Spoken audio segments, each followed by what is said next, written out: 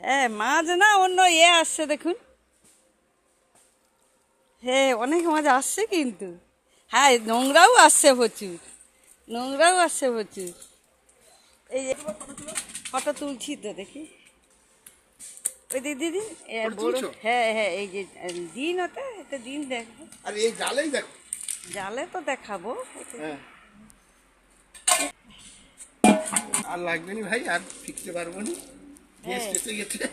হ্যাঁ আর কি হবে বাজু, না তারপর তো দেবো, হয়ে যাবে। কোন পড়ছে নাকি? ওকে কাতলাটা ছেড়ে দিন। হ্যাঁ কাতলাটা কাতলা তো ছোট ছিল, আছে। আর সব নেবে। হ্যাঁ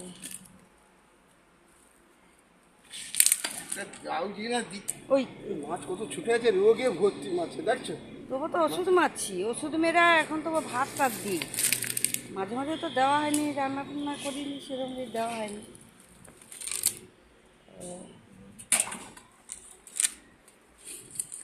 জাপানি বিটিগুলো কি রোগ আছে? সব ওষুধ দিয়ে, ওষুধ দিছি তো, সে তারপরে ওষুধ দিয়েই করছি।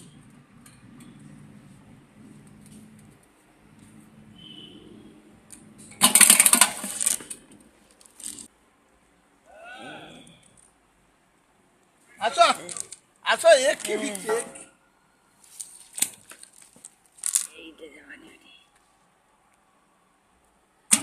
দরকার নেই সব যাকে দেখা করবো যে আঁশ ছাড়িয়া, না এমনি গোটাও রেখে দিবে। না না আঁশ ছাড়িয়া করে বের করে কাটা গোটা, না হলে তো পুঁটি, জাপানি পুঁটি। এটা এইটা কে ফেলছিল? এটা কাঁচের, এটা ফেলতে হবে। ফেলা দিলাম আসলে এত শ্যাওলা। ওটাকে এটা দিয়ে দিই, ও মাছটাকে প্রথম খেতে ফোন করলাম, এই এই যে দুটা, সেদিকে দুটা বুঝতে পারছো, সেদিকে দুটা দেখা যায়নি।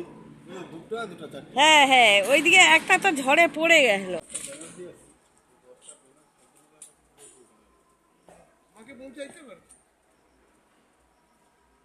কি ব্রিগেড ক্লিয়ার। মাছ ধরা হলো, এই মাছটা ধরেছি, কারণ মাছ কাটার সময় নেই। আমি বাঁ হাতটা আমার ঠিক মতো হয় না, বুলবুল ঝড়ের সময় আমি পা স্লিপ করে পড়ে গিয়ে আমার হাতটা, এই কবজির কাছটা হাড় দু টুকরো হয়ে গেছিলো, ফলে ঠিকঠাক হয়নি। এইবারে এইটাকে, এই মাছগুলোকে 1.5 কিলো মতো হবে, 1.5 কিলো রেখে দেবো। দিদির ঘরে ফ্রিজ খারাপ হয়ে গেছে, মেজো ভাইয়ের ঘরেও তো ফ্রিজ খারাপ হয়ে গেছে অনেক দিন আগে, তাকে সারাতে পারেনি।